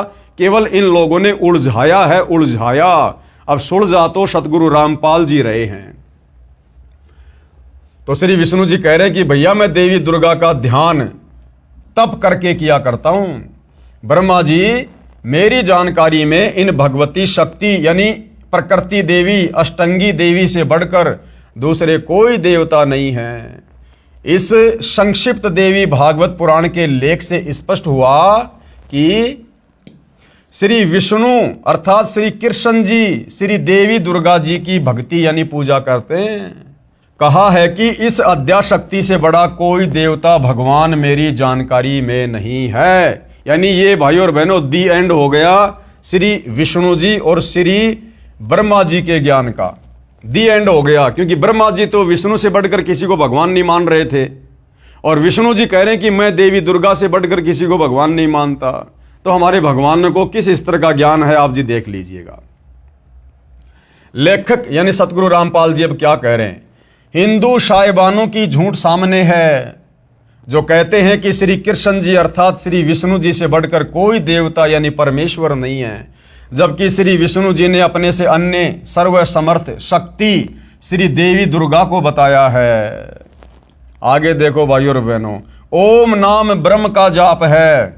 आपने गीता जी में पढ़ा, अध्याय 8 श्लोक नंबर 13 में, ये गीता का ज्ञान देने वाला भगवान ब्रह्म स्वयं कह रहा अपनी साधना के विषय में कि ओम इति एक अक्षर ब्रह्म व्यवहरण माम अनुस्मरण ये प्रयाति तजन देहम से याति परमाम गतम, कि अर्जुन मेरा तो एक ओम नाम का जाप है और मैं ब्रह्मलोक में रहता हूं। ब्रह्मलोक में ओम नाम ब्रह्म का जाप है, इससे ब्रह्मलोक प्राप्त होता है। ब्रह्म आकाश में ब्रह्मलोक में रहता है। यह जानकारी कहां है देखिएगा, संक्षिप्त श्रीमद देवी भागवत पुराण गीता प्रेस गोरखपुर से प्रकाशित व मुद्रित है, जिसके संपादक हैं हनुमान प्रसाद पोदार व चिमन लाल गोस्वामी। इसके 7वें स्कंद के अध्याय 36 में श्री देवी ने राजा हिमालय से कहा कि हे पर्वतराज, उस ब्रह्म का क्या स्वरूप है यह बतलाया जाता है। यानी अब देवी दुर्गा अपने से अन्य उस ब्रह्म की भक्ति करने के लिए कह रही है कि मेरी भक्ति साधना भी छोड़ दो, कुछ नहीं मिलेगा, उस ब्रह्म की भक्ति करो। उस ब्रह्म का क्या स्वरूप है यह बतलाया जाता है। श्री देवी जी ने पहले तो कहा कि मेरी भक्ति करो तो ऐसे करो जैसे अध्याय 35 में बताया है, परंतु मेरी व अन्य सबकी भक्ति छोड़कर उस एकमात्र परमात्मा को ही जानो। किसको? ब्रह्म को। दूसरी सब बातों को छोड़ दो। यही अमृत स्वरूप परमात्मा के पास पहुंचाने वाला पुल है। संसार समुद्र से पार होकर अमृत स्वरूप परमात्मा को प्राप्त करने का यही सुलभ साधन है। इस आत्मा का ओम के जप के साथ ध्यान करो। यानी ओम नाम किसका? उस ब्रह्म का। ब्रह्म कहाँ रहता है? ब्रह्मलोक में। और गीता जी अध्याय 8 श्लोक नंबर 16 में वो ब्रह्म खुद कह रहा है कि भैया ब्रह्मलोक पर्यंत सर्वलोक पुनरावृत्ति में है। यानी ब्रह्मलोक में गया हुआ साधक भी वापस जन्म मरण में है, मुक्ति नहीं है। इस आत्मा का ओम के जप के साथ ध्यान करो तो देवी दुर्गा अपने से ऊपर ओम नाम की साधना करने को कह रही है, जो कि ब्रह्म साधना है। इससे अज्ञानमय अंधकार से सर्वदा परे और संसार समुद्र से उस पार जो ब्रह्म है उसको पा जाओगे, तुम्हारा कल्याण हो। वह यह सबका आत्मा ब्रह्म ब्रह्मलोक रूप दिव्य आकाश में रहता है। कहाँ रहता है? ब्रह्मलोक रूप दिव्य आकाश में। गीता अध्याय 18 श्लोक 62 में गीता ज्ञानदाता यानी ब्रह्म ने कहा है। अब देवी दुर्गा ने टोपी किसके ऊपर पहना दी? ब्रह्म के ऊपर, कि भैया मेरी भक्ति से भी कुछ नहीं मिलेगा, उस ब्रह्म की भक्ति करो। अब वो ब्रह्म क्या कह रहा है गीता जी का ज्ञान देते समय अर्जुन को अध्याय 18 श्लोक नंबर 62 में कि भैया मेरी भक्ति से भी कुछ नहीं होगा, मेरी भक्ति से भी जन्म मरण का रोग समाप्त नहीं होगा, गधे कुत्ते सुअर बनने से नहीं बच सकते, नरक में जाने से नहीं बच सकते। अब वो ब्रह्म अपने से अन्य भगवान की भक्ति करने के लिए कह रहा है। गीता अध्याय 18 श्लोक 62 में गीता ज्ञानदाता यानी ब्रह्म ने कहा है कि परम शांति प्राप्त करनी है, अर्थात जन्म मरण से छुटकारा चाहता है तथा सनातन परम धाम को प्राप्त करना चाहता है। सनातन परम धाम यानी जहां जाने के बाद भगत वापस लौटकर काल के लोक में नहीं आता, जन्म मरण में नहीं आता। सनातन परम धाम यानी सतलोक। तो उस परमेश्वर की शरण में जा जिसको गीता अध्याय 8 श्लोक 3 में परम अक्षर ब्रह्म कहा है।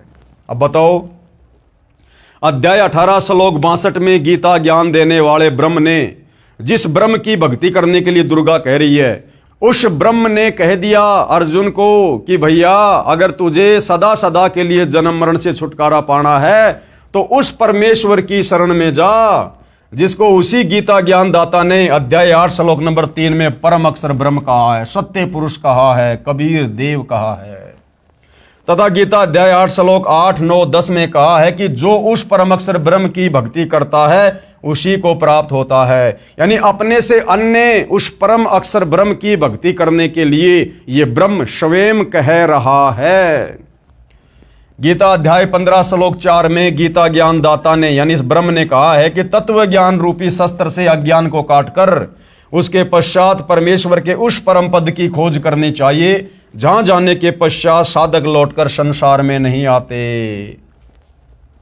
जिसने संसार की रचना की है उसकी भक्ति कर, यानी गीता ज्ञान देने वाला ब्रह्म तो अपने से अन्य उस परम अक्षर ब्रह्म की भक्ति करने की सलाह दे रहा है। गीता बोलने वाला क्षर ब्रह्म यानी काल निरंजन है, वह परम अक्षर ब्रह्म की भक्ति करने को कह रहा है। क्लियर कर दिया गुरुदेव भगवान ने। विचार करें। अब पूज्य गुरुदेव भगवान क्या कह रहे हैं कि भाई विचार करो। श्री कृष्ण जी अर्थात श्री विष्णु जी श्री देवी दुर्गा को सबसे बड़ी बता रहे हैं। फिर श्री देवी दुर्गा ब्रह्म यानी क्षर पुरुष को समर्थ बता रही है, और फिर ये क्षर पुरुष यानी ब्रह्म किसको बड़ा बता रहा है? ये देवी दुर्गा उस ब्रह्म की भक्ति के लिए कह रही है। और जो ब्रह्म है यानी गीता ज्ञान देने वाला काल, वो अपने से समर्थ, सबकी उत्पत्ति करता, सबके धारण पोषण करता पुरुषोत्तम अविनाशी परमेश्वर की भक्ति करने को कह रहा है। और भाइयों और बहनों, उस अविनाशी परमेश्वर की भक्ति, परम अक्षर ब्रह्म की भक्ति वो कैसे मिलेगी? उसके लिए यही गीता का ज्ञान देने वाला ब्रह्म काल अध्याय 4 श्लोक नंबर 34 में कह रहा कि अर्जुन, उस तत्वदर्शी संत की शरण में जा, वो तुझे परम अक्षर ब्रह्म की भक्ति के विषय में तत्व ज्ञान बताएगा। और उस तत्वदर्शी संत के बताए अनुसार भक्ति साधना करने से भाई सदा सदा के लिए तेरा जन्म मरण से छुटकारा होगा, और तू उस सनातन परम धाम सतलोक में चला जाएगा, जहां जाने के बाद साधक वापस लौटकर संसार में फिर कभी नहीं आता है। तो भाइयों और बहनों, आज वही परम अक्षर ब्रह्म स्वयं तत्वदर्शी संत बनकर सतगुरु रामपाल जी के नाम से धरती पर प्रकट है। निसंदेह ये समस्त प्रमाण अपनी आंखों से देखकर आपको यकीन हो जाना चाहिए कि ऐसा निर्मल ज्ञान, ऐसा पाक साफ ज्ञान, ऐसा शुद्ध ज्ञान, ऐसा निर्णायक ज्ञान सतयुग से लेकर आज तक ना किसी ने दिया और ना आगे कोई दे पाएगा। तो पहचानने में भाई बहनों को देरी नहीं करनी चाहिए कि सतगुरु रामपाल जी क्या परम शक्ति है। और यदि इनकी शरण में आकर सत्य साधना नहीं की तो युगों युगों फिर इस काल ब्रह्म के जाल में फंसे रहेंगे, और इसी प्रकार से गधे कुत्ते सूअर के शरीर भोगते रहेंगे, नरक में कष्ट उठाते रहेंगे। इससे सिद्ध हुआ कि हिंदू गुरु साहिबानों को अपने सदग्रंथों का ही ज्ञान नहीं है। जिस अध्यापक को अपने पाठ्यक्रम की पुस्तकों का ही ज्ञान नहीं है तो वह विद्यार्थियों का भविष्य खराब कर रहा है। यानी हमारे धर्म गुरुओं को हिंदू धर्मशास्त्रों का ज्ञान नहीं है तो हिंदू समाज के आम जनों का भविष्य बर्बाद कर रहे हैं। उनसे बचना चाहिए। आगे क्या कह रहे हैं गुरुदेव? पेश है संक्षिप्त श्रीमद् देवी भागवत के 7वें स्कंद के अध्याय 36 के पेज 573 और 574 की फोटोकॉपी। यानी हर चीज का गुरुदेव भगवान हमें प्रमाण दे रहे हैं। अब ये देवी दुर्गा और राजा हिमालय की बातचीत जो आपने अभी मौखिक रूप से पढ़ी देखी, अब गुरुदेव भगवान इस देवी भागवत पुराण से दिखा रहे हैं। देवी के द्वारा हिमालय को ज्ञानोपदेश, ब्रह्म स्वरूप का वर्णन, यानी अपने से ऊपर उस ब्रह्म साधना के लिए देवी क्या कह रही है? श्री देवी जी कहने लगी, पर्वतराज, इस प्रकार योग युक्त होकर मुझ ब्रह्म स्वरूपा देवी का ध्यान करें। ये ध्यान आसन पर भली भांति बैठकर अहेतु की भक्ति के साथ करना चाहिए। उस ब्रह्म का क्या स्वरूप है ये बतलाया जाता है। यानी पहले तो ये अपनी साधना बता रही है, फिर आगे कह रही है कि और सब बातों को छोड़ दे, यानी मेरी भक्ति साधना को भी छोड़ दे। और क्या कर? यह बतलाया जाता है जो प्रकाश स्वरूप सबके अत्यंत समीप में स्थित हृदय रूप गुहा में स्थित होने के कारण गुहाचर नाम से प्रसिद्ध और महान पद अर्थात परंपराएं है। जितने भी चेष्टा करने वाले, श्वास लेने वाले, आंखों को खोलने मूंदने वाले प्राणी हैं, सब उस ब्रह्म में ही समर्पित हैं, उसी में स्थित हैं। सत असत सब कुछ वही है, वही सबके द्वारा वर्ण करने योग्य सर्वोत्कृष्ट है, यानी उसी की पूजा करनी चाहिए।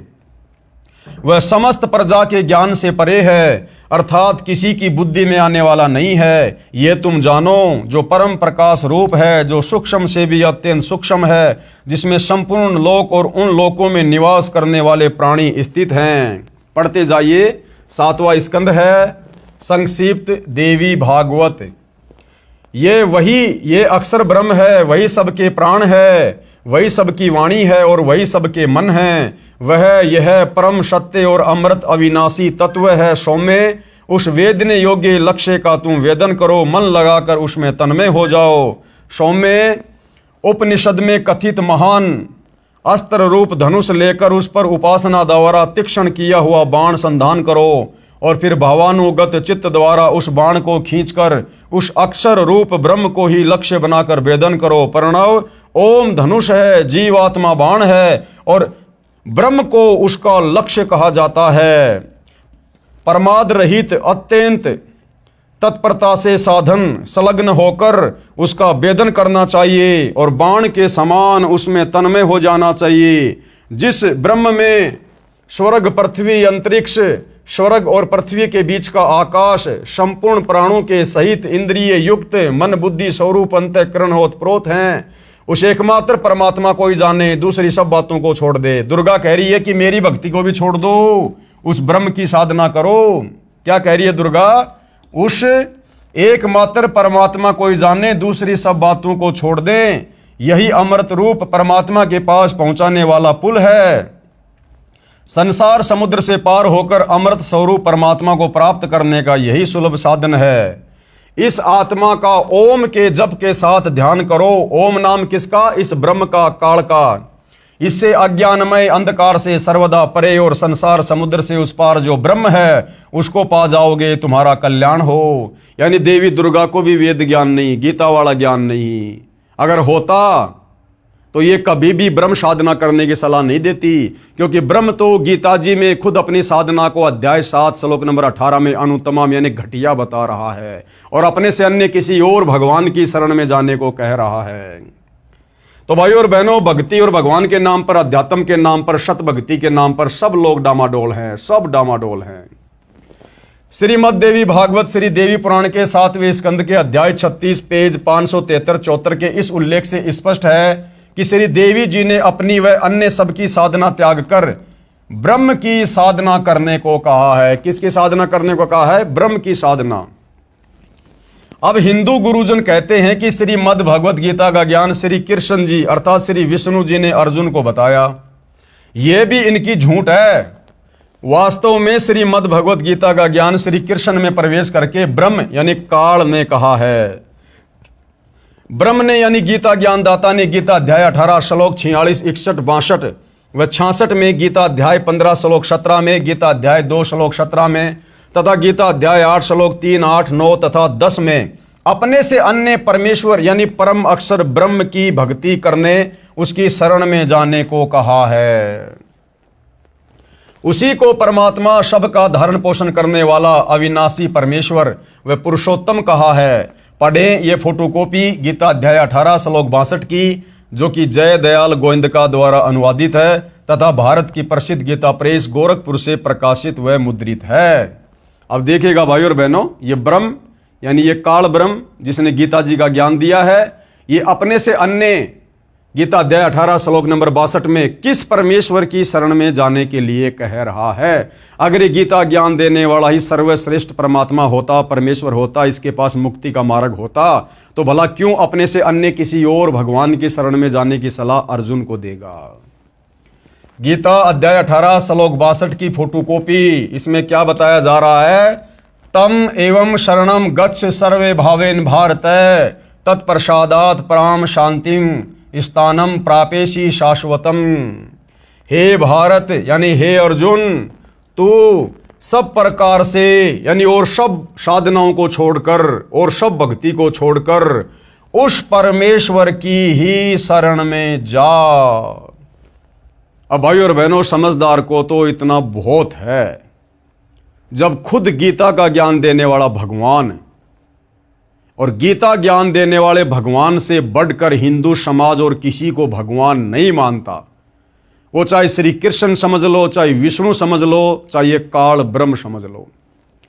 जब ये खुद हिंदुओं का सबसे बड़ा भगवान गीता का ज्ञान देने वाला अपने से अन्य किसी और भगवान की शरण में जाने के लिए अर्जुन को कह रहा है, तो ये स्वयं सिद्ध है कि गीता का ज्ञान बोलने वाले भगवान के पास में मुक्ति का मार्ग नहीं है, कंप्लीट आध्यात्मिक ज्ञान नहीं है, वेद अनुकूल साधना नहीं है जिससे हमारा जन्म मरण समाप्त हो। हे भारत यानी हे अर्जुन, तो सब प्रकार से उस परमेश्वर की ही शरण में जा। उस परमात्मा की कृपा से ही तू परम शांति कब मिलती है? जब हमारा जन्म मरण का झंझट समाप्त हो जाए। भाई जब तक जन्मेंगे मरेंगे तो कभी गधे बनेंगे, कभी कुत्ते बनेंगे, कभी इंसान बनेंगे, कभी देवता बनेंगे, कभी नरक में जाएंगे, कभी स्वर्ग में जाएंगे। तो भाई परम शांति नहीं हो सकती जब तक हम जन्म और मरण में हैं। तो क्या कह रहा है कि उस परमात्मा की कृपा से ही तू परम शांति को तथा सनातन परम धाम को प्राप्त होगा। अगर इस काल का वो ब्रह्मलोक सनातन परम धाम होता तो यहां पर उस परमात्मा के परम धाम में जाने की सलाह नहीं देता।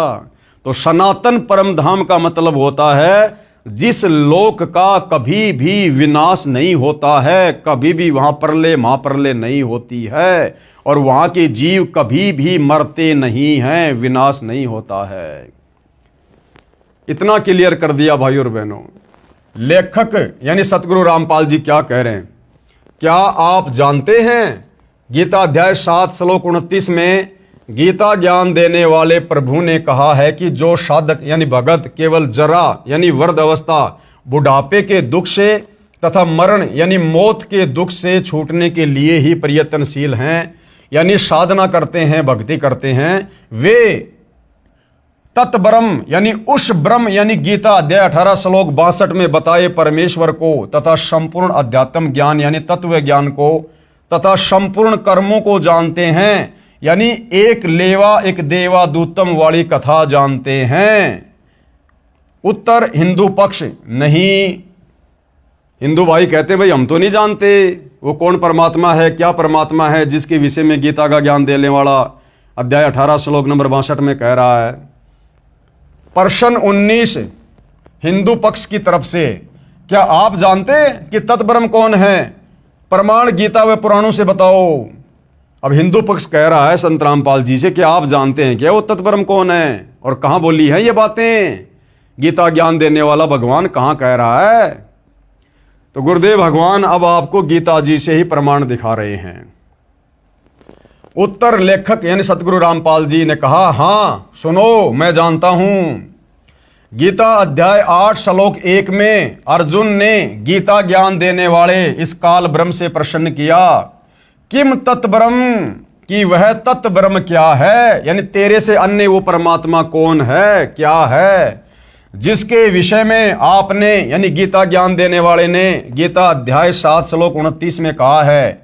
इसका उत्तर गीता ज्ञान बताने वाले प्रभु यानी काल ब्रह्म ने आपके अनुसार श्री कृष्ण जी ने गीता अध्याय 8 श्लोक नंबर 3 में जवाब दिया है और कहा है वह परम अक्षर ब्रह्म है। साफ साफ बताया है कि वो तत्ब्रह्म क्या है, परम अक्षर ब्रह्म है, वो सत्य पुरुष है, वो कबीर देव है जो सनातन परम धाम सतलोक में रहता है। फिर इसी प्रसंग को आगे बढ़ाते हुए गीता ज्ञान देने वाले ने गीता के इसी अध्याय 8 के श्लोक 5 और 7 तथा श्लोक 8, 9, 10 में स्पष्ट किया है कि श्लोक 5 से 7 जो पुरुष अंत काल में मुझको ही सुमरण करता हुआ शरीर को त्याग कर जाता है वह मेरे साक्षात रूप को प्राप्त होता है, यानी काल रूप को प्राप्त होता है, ब्रह्मलोक में जाता है। इसमें कुछ भी संशय नहीं है। गीता अध्याय 8 श्लोक 5। हे कुंती पुत्र अर्जुन, अंत काल में मनुष्य यानी साधक जिस जिस भी भाव को यानी इष्ट को सुमरण करता हुआ शरीर का त्याग करता है उस भाव को ही प्राप्त होता है, क्योंकि वह सदा उसी के भाव से भावित हो रहा है। गीता अध्याय 8 श्लोक 6। यानी अंतिम समय में मरते समय आप जिस भी इष्ट का सुमरण करते हो उसी के लोक में जाते हो।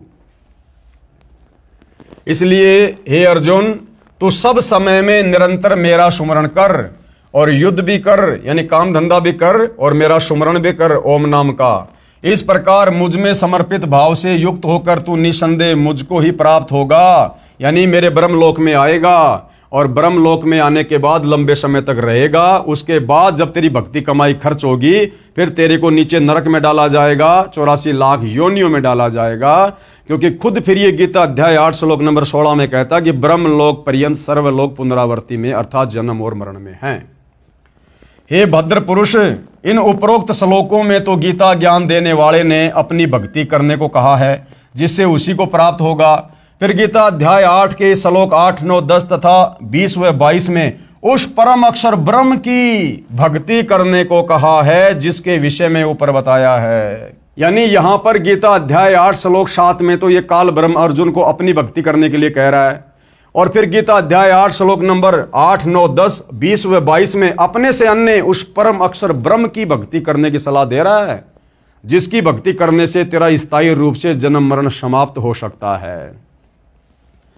गीता अध्याय 8 श्लोक 8, 9, 10।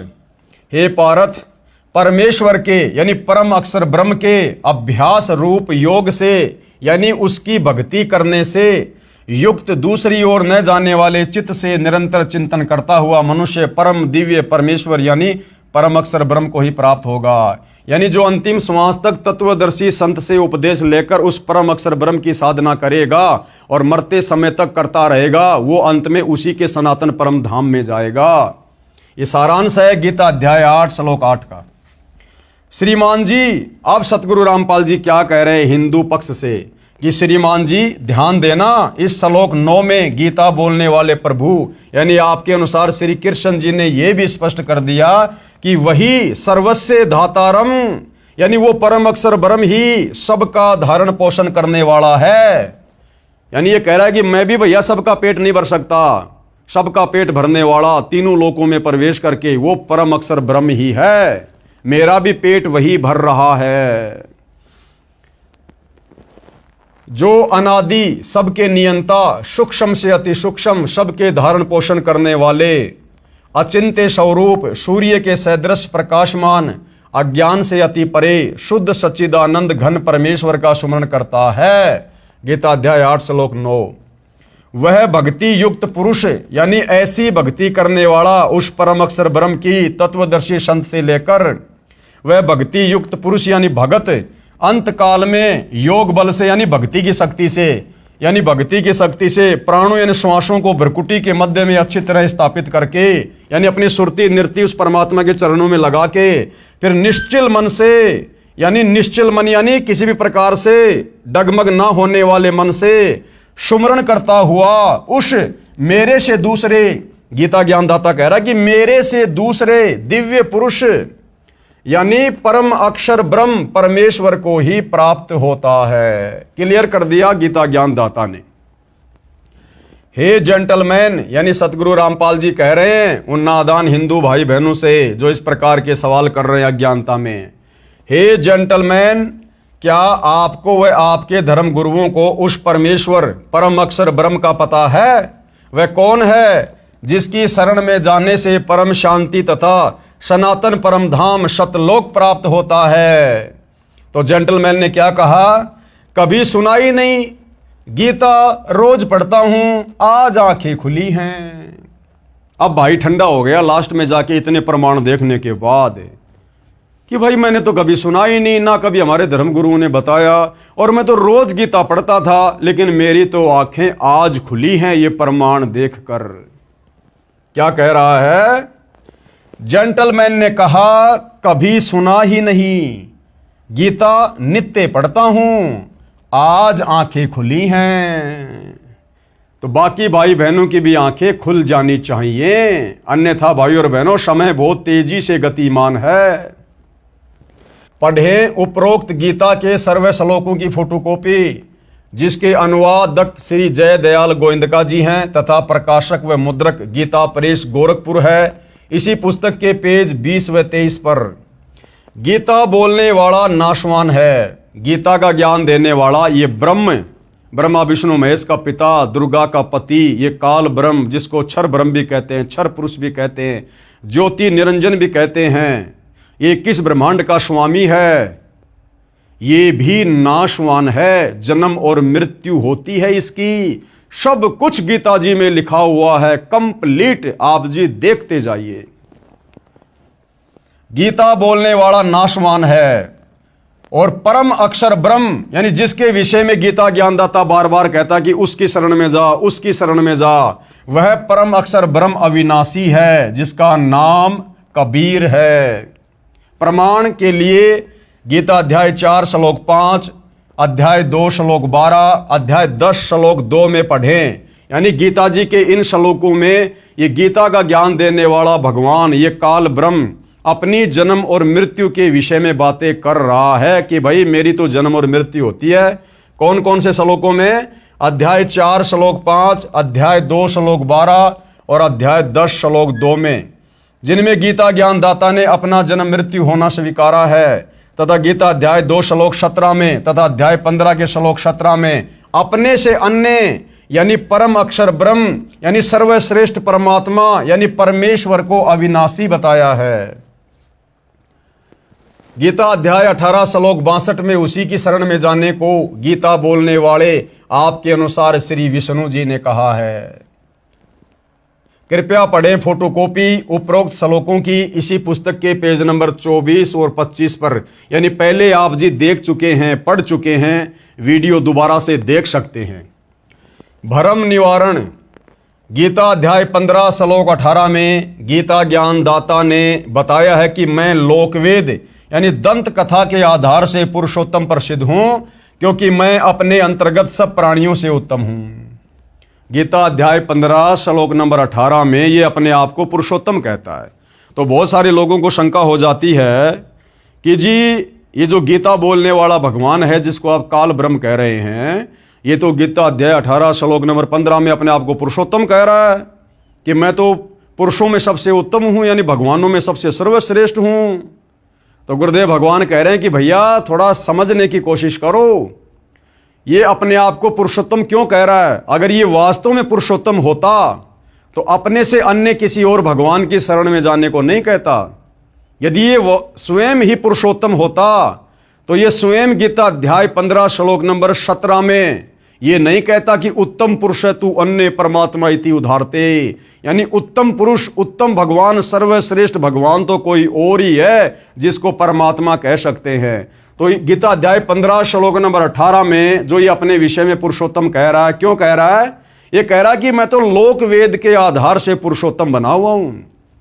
यानी इन साधु संत महर्षियों को, ऋषियों को, इनको वेद ज्ञान नहीं था, गीता ज्ञान नहीं था, जिस कारण से मेरे से ऊपर उस अविनाशी परमात्मा की जानकारी ये प्राप्त नहीं कर पाए, और इन्होंने केवल मेरे को ही परमात्मा घोषित कर दिया, पुरुषों में उत्तम पुरुषोत्तम घोषित कर दिया कि भैया इस ब्रह्म से बढ़कर दूसरा कोई भगवान नहीं, कोई परमात्मा नहीं। जबकि ये ब्रह्म तो खुद गीता में बार बार अध्याय 18 श्लोक 66 में कह रहा कि तू उस परमेश्वर की शरण में जा।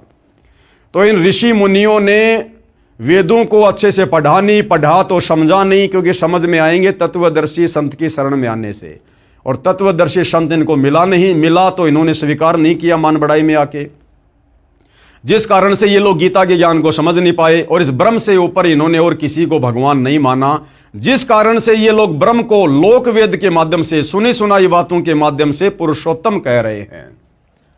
भ्रम निवारण गीता अध्याय 15 श्लोक 18 में गीता ज्ञानदाता ने बताया है कि मैं लोक वेद यानी दंत कथा के आधार से पुरुषोत्तम प्रसिद्ध हूं, क्योंकि मैं अपने अंतर्गत सब प्राणियों से उत्तम हूं, क्योंकि ये 21 ब्रह्मांड का राजा है, और ये बाकी जितने भी प्राणी हैं, देवी दुर्गा, ब्रह्मा विष्णु महेश, 33 करोड़ देवी देवता, 88,000 ऋषि, 9 नाथ 84 सिद्ध, बाकी यहाँ के छोटे मोटे गुरुजन, आचार्य, शंकराचार्य, ये सब इस काल के अंतर्गत हैं 21 ब्रह्मांड में। इसलिए लोक वेद के आधार से, दंत कथा के आधार से, गीता और वेदों का संपूर्ण ज्ञान ना होने की वजह से हमारे धर्मगुरुओं ने इस ब्रह्म से ऊपर किसी को जाना नहीं, पहचाना नहीं, गीता को समझ नहीं पाए। इस कारण से हमारे ऋषि मुनियों ने, धर्मगुरुओं ने इस ब्रह्म को ही पुरुषोत्तम घोषित कर दिया। तो ये गीता ज्ञानदाता कह रहा है कि भैया मैं पुरुषोत्तम नहीं हूं, मैंने तो गीता अध्याय 15 श्लोक नंबर 17 में बता दिया कि उत्तम पुरुष है तू अन्य परमात्मा इति उधारते, ये लोक तरम अवश्य विभर्ति अवय ईश्वर है, कि भाई उत्तम परमेश्वर, उत्तम परमात्मा, उत्तम पुरुष, सर्वश्रेष्ठ भगवान तो मेरे से अन्य है, जो परम अक्षर ब्रह्म है, जो सनातन परम धाम में रहता है। विचार करो, गीता ज्ञानदाता ने गीता अध्याय 8 श्लोक 3 में परम अक्षर ब्रह्म अपने से अन्य बताया है, श्लोक 5 और 7 में अपनी भक्ति करने को कहा है, तथा गीता अध्याय 8 के श्लोक 8, 9, 10, 20 व 22 में अपने से अन्य परम अक्षर ब्रह्म, उस पुरुषोत्तम की यानी परम अक्षर पुरुष, सच्चिदानंद घन ब्रह्म यानी दिव्य परम पुरुष परमेश्वर की भक्ति करने को कहा है। फिर भला ये अपने आप को पुरुषोत्तम कैसे कहेगा? पुरुषोत्तम तो इसको हमारे ज्ञानहीन धर्म गुरुओं ने मान रखा है। गीता अध्याय 8 श्लोक 9 में भी उसी को सबका धारण पोषण करने वाला बताया है। इसी प्रकार गीता अध्याय 15 श्लोक 17 में अपने से अन्य परम अक्षर पुरुष को पुरुषोत्तम कहा है। उसी को सबका धारण पोषण करने वाला अविनाशी कहा है। फिर गीता अध्याय 15 श्लोक 18 में अपनी स्थिति बताई है कि मैं तो लोकवेद यानी सुनी सुनाई बातों दंत कथाओं के आधार से पुरुषोत्तम प्रसिद्ध हूं। वास्तव में पुरुषोत्तम तो ऊपर गीता अध्याय 15 श्लोक 17 में बता दिया कि वो परम अक्षर ब्रह्म है, जो तीनों लोकों में प्रवेश करके सबका धारण पोषण करता है, जो सतलोक में रहता है। कबीर देव कुछ एक व्यक्ति श्लोक 18 को पढ़कर कहते हैं कि देखो, गीता ज्ञान देने वाला अपने को पुरुषोत्तम कह रहा है, इससे अन्य कोई पुरुषोत्तम नहीं है। उसकी मूर्ख सोच का उत्तर ऊपर स्पष्ट कर दिया है। तो गुरुदेव कहते हैं जो लोग इस प्रकार से गीता के ज्ञान को अच्छे से ना समझकर इस काल ब्रह्म को ही पुरुषोत्तम मान के बैठे हैं, गुरुदेव कह रहे हैं कि ऊपर के श्लोकों में उनकी सारी शंकाओं का समाधान कर दिया है कि ये काल ब्रह्म तो हमारे ज्ञानहीन धर्म गुरुओं की नादानी के कारण सुनी सुनाई बातें और लोकवेद दंत कथाओं के आधार से पुरुषोत्तम बना हुआ है, जबकि ये पुरुषोत्तम नहीं है। पुरुषोत्तम तो परम अक्षर ब्रह्म है। और भाइयों और बहनों, निसंदेह वह परम अक्षर ब्रह्म वर्तमान में तत्वदर्शी संत की भूमिका में सतगुरु रामपाल जी के नाम से धरती पर प्रकट है। अन्यथा भाइयों और बहनों, इतना क्लियर इन धर्मशास्त्रों को सतयुग से लेकर आज तक किसी ने नहीं किया। ब्रह्मा जी ने भी क्लियर नहीं किया, विष्णु जी ने भी क्लियर नहीं किया। शंकर जी तो बेचारा तपस्वी है, वो तो ध्यान लगा के बैठा रहता है, उसको कहां से वेदों का ज्ञान होगा। और जब इन तीनों देवताओं को वेदों का ज्ञान नहीं है तो बाकी सभी तीनों देवताओं के अंतर्गत हैं। फिर इस धरती के तपस्वियों को, मुनियों को, ऋषियों को, आचार्य शंकराचार्यों को भला कहां से वेद ज्ञान, कहां से गीता ज्ञान होगा। तो भाइयों और बहनों, इस तत्वदर्शी संत की यानी सतगुरु रामपाल जी के द्वारा बताई गई साधना के अभाव में सतयुग से लेकर वर्तमान समय तक हमारे ये बड़े बड़े ऋषि मुनि महात्मा संत ये 184 योनियों में गोते खा रहे हैं।